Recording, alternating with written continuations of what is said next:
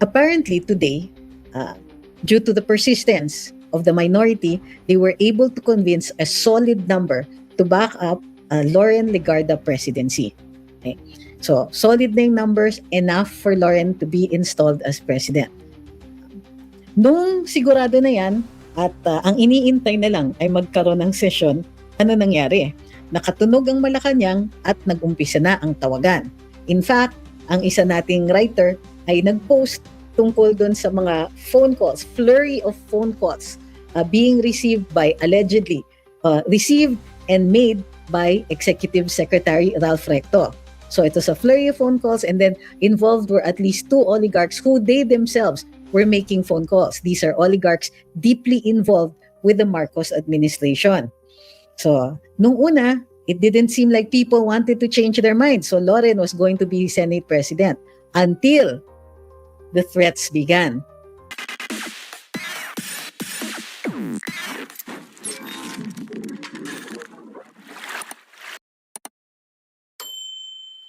So, urong-sulong at abang-abang ang marami sa atin sa mga pangyayari sa Senado.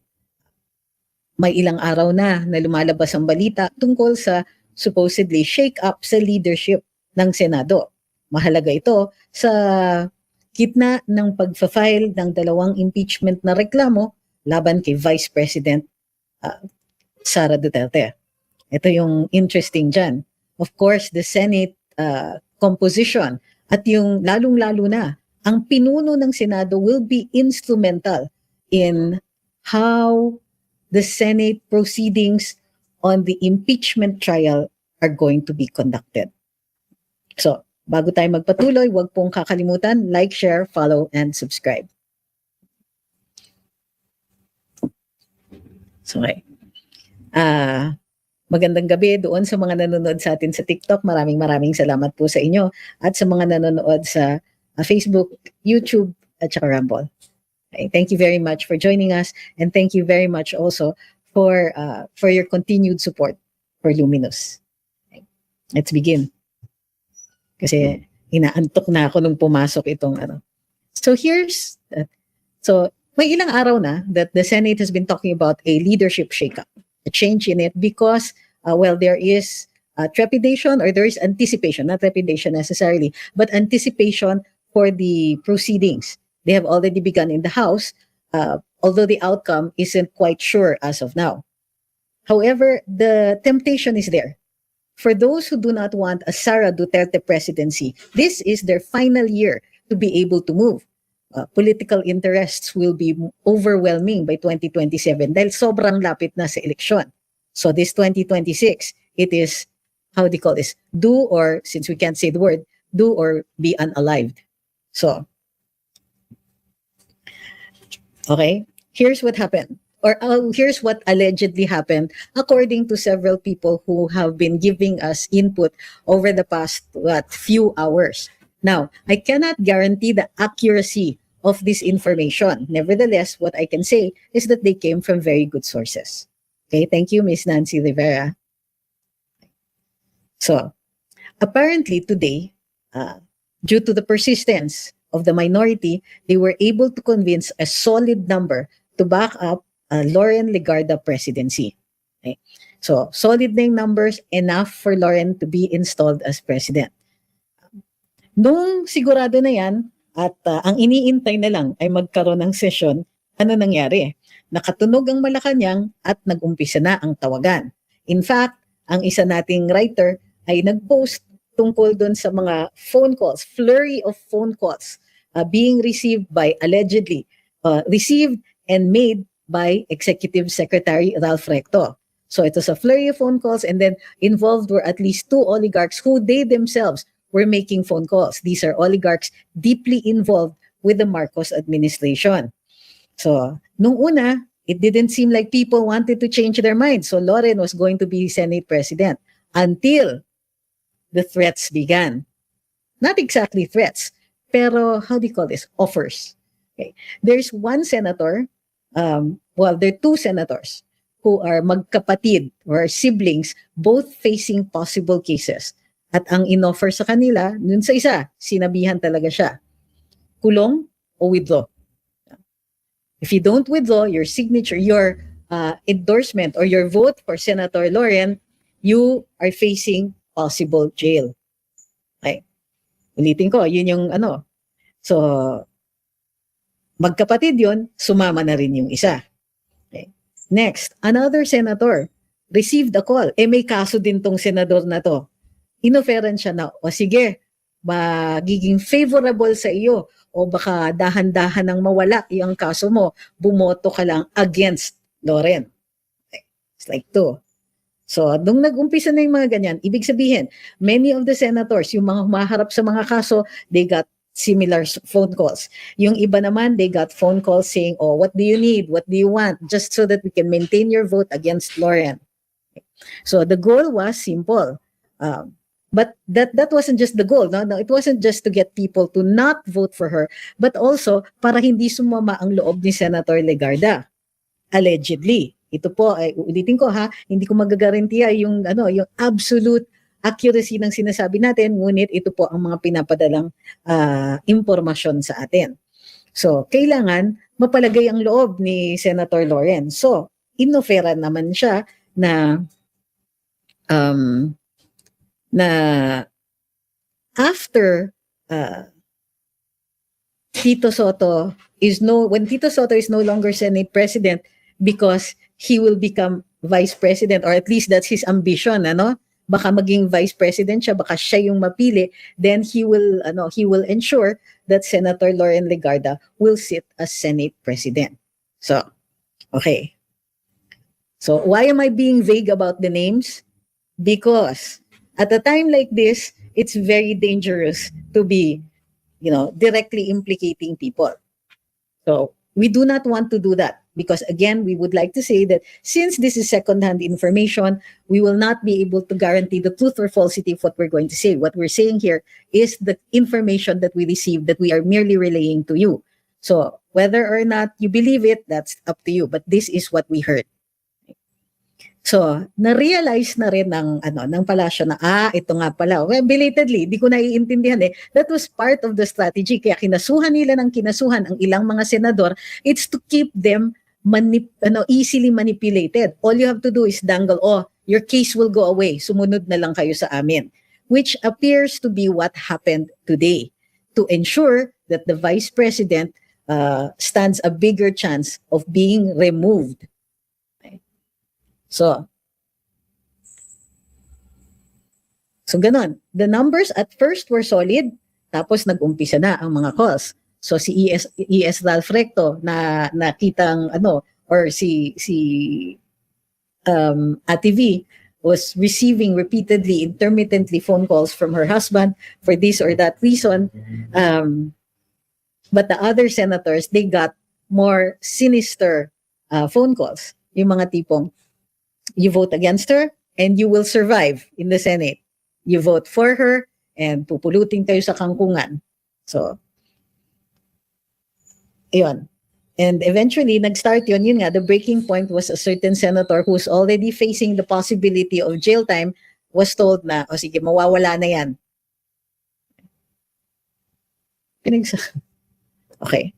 So, this is going to be a short live. So, what does this mean? This means that they are trying to get a foothold in the Senate to ensure a vote against Vice President Sara. But is this enough? Is the majority enough? Is the majority enough that they will not vote? Kumbaga, hawak ba nila yung boto up to the end? Or is this just a vote for the Senate presidency? Here is my guess.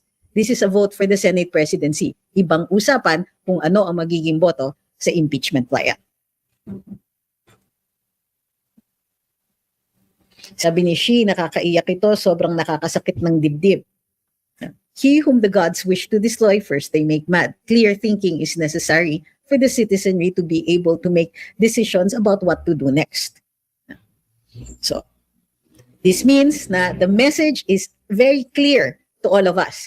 This administration wants to remove VP Sara, and it isn't about whether or not she did something wrong. No, this isn't about anything that she had done, as a matter of fact, because in the greater scheme of things, this administration has appeared to be greedy, okay, and manipulative, and they disregard the not just due process, but disregard the public interest. So, and this display of blatant partisanship is one of the means by which we find this out. Now, what happened during Arab's trial? The people would not accept the non-opening of the envelope. Remember this? And people just went nuts. Somebody took advantage of the anger of the people and managed to, initiate people power, which they were already planning anyway. So, remember this.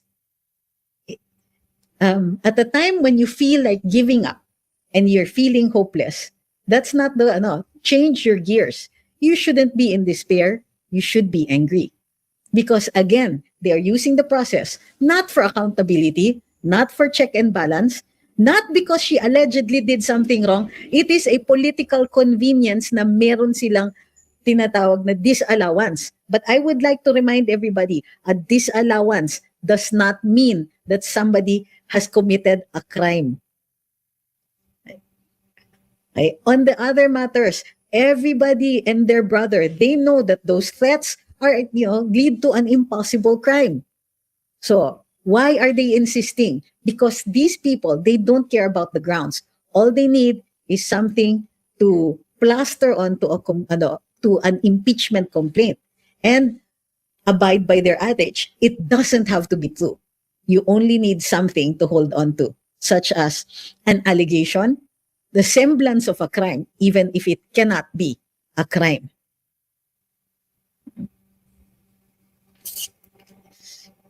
Again, when you feel despair, you're going down the wrong direction. Bakit? You're giving up. You're not fighting. That is not a fighting stance. We need to make it absolutely clear to this administration that not only do we disagree, but we find it appalling, ridiculously appalling, that they don't really care about justice. They don't care about the people's welfare. They don't care about the people's desires. They do not care about the mandate that we gave to the vice president. They will try to remove her come hell or high water. And why are they moving now? Why? Think about it. Why? Because confidence is high and rising higher. So, but they got a break. The proceedings in the House today indicate that the possibility of the dismissal of BBM's impeachment complaint might be in the offing. Now, they want to make sure that they ensure the Senate leadership before the confidence grows on the other side.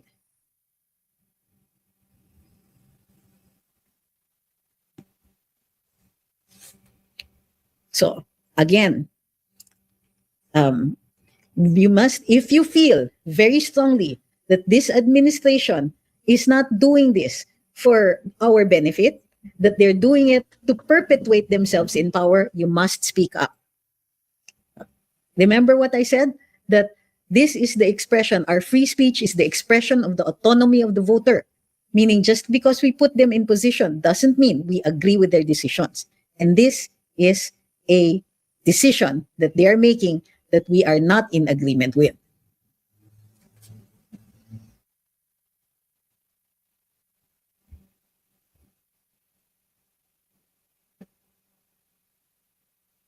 Sabi ni John, napakawalang hiya ng admin na ito, pero on the other hand, masyadong natatakot yung senador. Correct. Not just the Senate, but also the House. The House's complicity in this is very clear.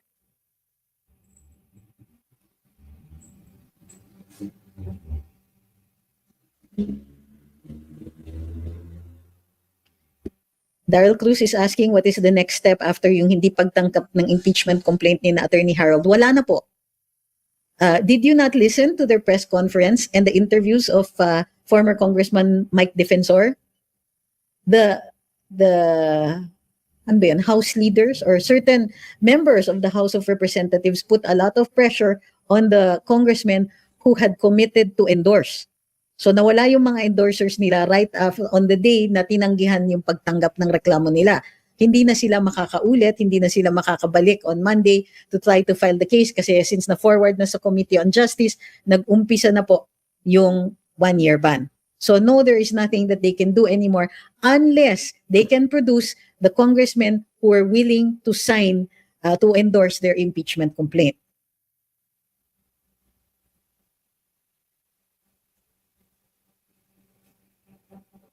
Sabi ni Janelle, kaya pala tinitira nila ang Supreme Court lang yung di nila nakukuha sa sagaba o sagabal sa administrasyon na ito.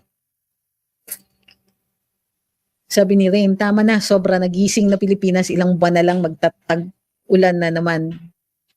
Bana-bana naman. Okay? So, exercise your right to free speech. Exercise your right to express your anger and express your concern about the intent to remove Vice President Sara Duterte.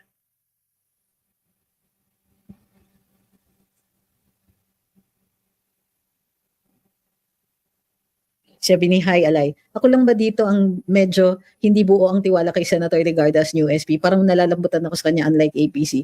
Well, if it was anybody else, hindi sila mananalo. Like I said, if you were listening at the start, she already had the numbers. Kaya lang, nag-umpisa yung mga phone calls and some of them were not very kind to some of the senators. I don't care if you don't trust her. That's how politics goes. It's always a majority. So how are you going to vote as a majority kung sa ganyan, wala na kayong kandidato na iboboto? So, okay, I get it. You don't like her, you don't, and I even understand why. Some people don't find her seats here, whatever. The point is, this is how politics works. You have to make a choice. Ayaw mo dun sa tao, live with that decision. Di ba? Eto, nakuha mo yung wish mo. Di ka nagtitiwala sa kanya, she lost her votes anyway. Now, we are facing a different sort of problem. It is no longer a problem of, I don't trust her. It is now a problem of, they're going to vote in favor of the removal of Vice President Inday Sara. So, in the greater scheme of things, what would you choose to do? So, what would you choose to do? You don't trust her? So, sige, you got your wish. You get your wish. She's no longer going to sit right now as Senate President. Pero allegedly, ipinangakuan siya na magiging Senate President siya later on pag Vice President na yung isang senador dyan na mataas ang ambisyon. So, do you honestly think that yung mga ganyang, I don't trust her, I don't like her, I don't do this, or don't want that, or don't ganyan na, you think that is something that you can live with? Na, di ba? May trade-offs yung mga ganyan. And sometimes your feelings are an indulgence. It stands in the way of a decision that allows the VP to survive. So,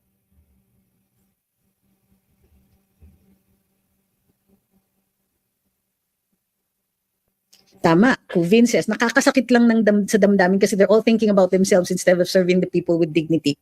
Agreed. No question about that. They're not, kasi if they were concerned about the people, they would be concerned about the rampant stealing left and right. But unfortunately, yung iba pala sa kanila, involved or posibleng involved. House of Meme says, nakakasura. Sino pa ba ang kakampi natin? Wala na, pinabayaan na tayo tagapaglikha. Na tayo ng tagapaglikha.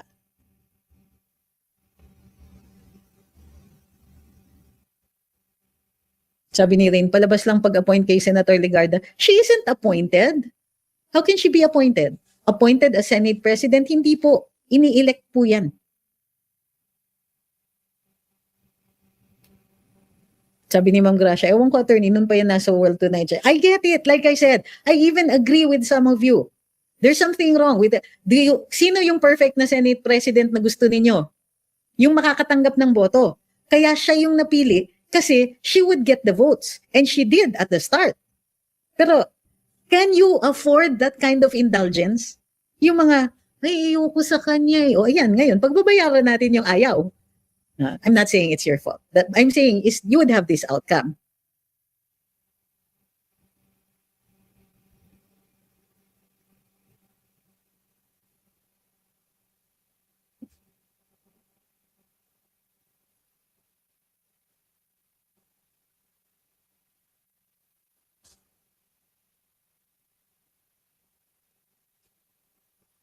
Sabi ni Rodney, naintindihan ko pa yung mga anti-Duterte pero yung mga Duterte aligned ko no na ayaw manindigan or yung mga political butterfly at balimbing nakakasuka.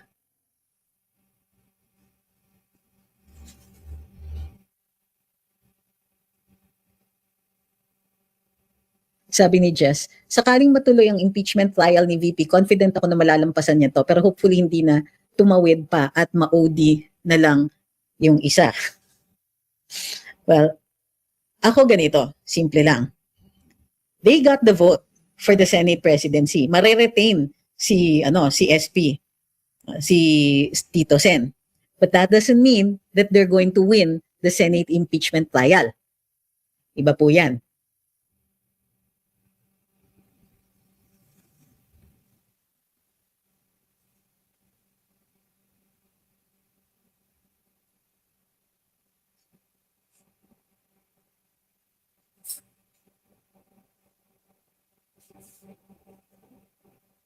Sabi ni Strictly, regardless of political butterfly, kaya her standing is not really part of the equation. This was just an act of trying to stop another case of CJ Corona where Enrile led his downfall. Sabi ni Rain, wala ang minority nang mag-adjourn ang Senate at nagtatawanan ang mayorya kanina. Well, because alam na nila yung outcome. Sabi ni Dom, o sige, pagbibigyan ko yung out-of-topic question, which is not harder, more difficult. Law school or med school? I didn't go to med school, but it was harder. It's harder for kami sa UP, and I think, I don't know about your school, it was harder to go into med school. Kasi, yun talaga, pati yung grades mo, all of that. Sabagay, sa law school, pati your grades are also taken into consideration. Pero mas matindi yung competition sa med school. At the time that I was a pre-med student in Diliman. So, I shifted I changed my mind about going to med and went to law school instead. No, I don't think so. Sabi ni House of Meme, pati simbahan kakampi na nila nabayaran na yata. No. Hindi po lahat ng simbahan pare-pareho ng I mean, the Catholic Church, yes, many of the I think some of the priests and some of the bishops are in favor of this administration or don't favor VP Inday. But I cannot say that they're not divided. Divided din. Ganito. Okay, I get it na you don't like the news. But don't also fall into despair and start thinking that everybody's an enemy and ang laki-laki. Tandaan ninyo na mas marami tayo. And suddenly you're saying, hulo, hindi natin kakampi si ganyan. Hulo, hindi natin kakampi sa ganyan. Bakit leading sa surveys? Bakit mas marami pa rin ang nagmamahal kay VP Inday? Kasi you're making your enemies look too big. They're not. Okay? Don't make it appear that they're big because you're teaching other people that. You're teaching other people to despair. Remember, every single one of you here, you're leaders. You're all leaders. And how you're going to react to this is going to affect the decisions other people are going to make. If these senators see how solid we are behind VP Inday, baka magdalawang isip sila sa boto nila when it comes down to it. Not about the Senate presidency, but about whether or not she should be impeached. Meron pa, nasa House pa yung issue. Now, itong nangyari sa Senado, it's going to send a strong message to the House. Tutulungan nyo ba yung Senado? Tutulungan nyo ba sina Tito Sen? By making it look like, ay, ang lakas-lakas nila. Diba? How you're going to react is also going to affect how things are going to happen after now.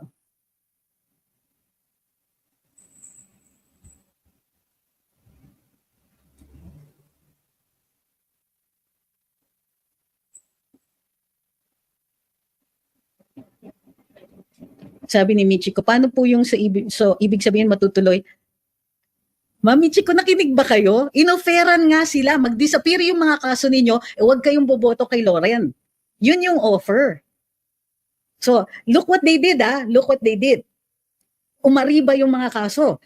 Binanggit yung mga pangalan ng ilang mga senador. Yung ilang mga senador na nag-iintay na lang. Kailan sila aarestuhin? Yung iba doon nag-iintay na ma-file na yung mga reklamo laban sa kanila. Tapos eto, nagkaroon sila ng ganitong crisis. In-offer nila, sige mawawala na yung mga kaso ninyo, iboto nyo lang, hindi si Loren. Wag na. O dinalusaw ngayon yung majority vote ni Loren. So, but here's the good news part. And yes, may good news dito. Yun yung alas nila eh. Yun yung alas nila. They were going to either actually remove the senators either through an ethics complaint o nag-withdraw ng mga signatures. Yung iba humaharap sa kaso, posibleng maaresto para matanggal sila, yung mayorya na matitira will vote against VP Sara. Eh ano nangyari? They had to use yung alas nila. Nakita niyo yung nangyayari? Yung alas nila were the cases. Napilitan silang gamitin yung alas nila. Ano ang gagamitin nila para dun sa boto sa guilt or innocence? Naiintindihan niyo yung nangyari dito? First, yung hand ng Malacanang. First, yung hand ng kabila. So tell me if you understand para ma-explain pa natin. Yon, sabi ni Jesty, hindi na uli magagamit yung pinanakot nila pag umatras mga kaso. After that, pwede na uli mag-strategize ang minority. Yes, pag inatras yung mga kaso. Ngayon, paano kung hindi nila iatras? Di nakuha, they can still try, they can try it again. 'Di ba? Pwedeng sige, ikudeta natin tong Senate President na to. Hindi pala nila iuurong yung mga kaso eh. Mayroon pa pala tayong danger. Makukulong pa pala tayo. O, pag hindi nila inurong, ano sa tingin mo magiging boto ng mga senador? Okay, Ma'am Shi, chill muna. Huwag muna kayo umiyak. Dahan-dahan. Okay, breathe. Everybody breathe. Breathe muna. Take a deep breath and then relax. Sabi ni Bong Mag Jr. My question though is what makes you think they will not use it again? Kasi if the cases disappear, lalong-lalo na after arraignment, hindi na pwede. Magje-jeopardy na. Ngayon, kung hindi, kunwari, isuspend lang nila at it's hanging over their heads. Anong mangyayari? Pagdating dun sa guilt or innocence, iisipin nila, sige, ano pa, maaga pa eh, hindi pa kami na-arraign. So mahaba pa yung proseso. Yung iba sa kanila, bailable. Yung iba sa kanila, sanay na. Kaya namin ito, tiisin na lang. Kasi pag naging presidente si VP Inday, pwede silang mapardon. So, there's still room to maneuver. Okay, wag muna pa, kasi hindi pa lumalaban eh, umiiyak na kayo. Hayaan yung magkalaban muna.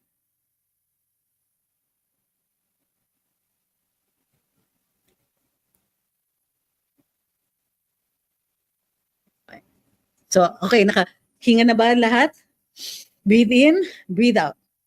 So, ano ang kailangan natin? Kailangan natin manindigan tayo. Bigyan natin ng lakas ng loob yung mga senador to choose wisely pagdating sa kasakali. Okay, Ma'am Shi, nakuha niyo na? Okay. So, ulitin ko. Anong pinanghahawakan nila? Yung mga kaso. Yun yung alas nila. Napilitan silang gamitin yung alas nila para ma-retain yung Senate presidency ni Tito Sen. Ano na ang gagamitin nila? Uulitin nila yon? By the time umabot dun sa pati itong mga senador, they will get tired of being manipulated din by these people. The ball is still in play. Okay? The worst thing that can happen right now for us is to lose hope. Kasi when you lose hope, you stop fighting. Or you will not, hindi ka maninindigan. Manindigan. Yon, sabi ni Jess, wala na, mauubos yung pang-blackmail nila. Okay, naintindihan nyo? Naintindihan nyo yung nangyayari dito. Ginamit nila yung alas nila. Ginamit nila yung alas nila, anong gagamitin nila para makuha nila yung boto? Another alas? Maleta? Tignan natin. Sabi ni Bong, yun nga lang, this admin does not play fair. Who says that they were, who says that we're expecting them to play fair? Blackmail nga eh. Ini-expect nga natin that they will still try to blackmail again. Ano yung alas nila? Gagawa na naman sila. At some point, aayaw na rin yung mga minamanipulate nila. Sa tingin mo, ganong katagal nila titiisin yan? And remember this is pressure. Some people give in to pressure, other people, they get mad.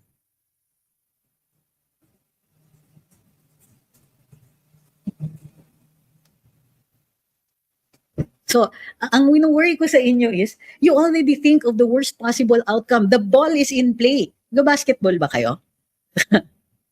Hindi natin nakuha yung hindi pa nila napapanalo yung game. 'Di ba? They're just the ball is still being played. It's still in play.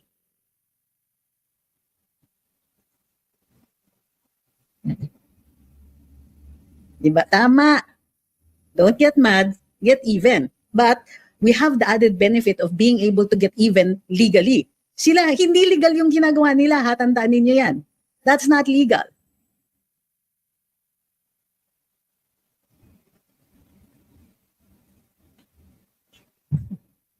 Yan, sabi ni Buston Maynors. Huwag muna maging emotional. May laban pa rin nga. Gets ko na, nakakawindang lang talaga. Yes. Okay? Now, in the morning, marami kayong makakaharap. Yung mga, talo na kayo. May mga ganyan na heckling. Again, breathe in. Hold your breath. Relax. Bakit?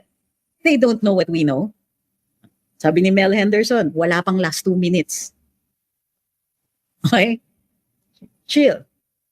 Siguro, alam nyo naman ang minsan ang Diyos, gusto nila exciting yung laban. Yung iba dyan, yung iba dyan, if they have good enough lawyers or there's a good set of facts that they have or maano yung batas, maayos yung batas, malay mo, mapareverse yung mga yung mga kaso nila before the voting.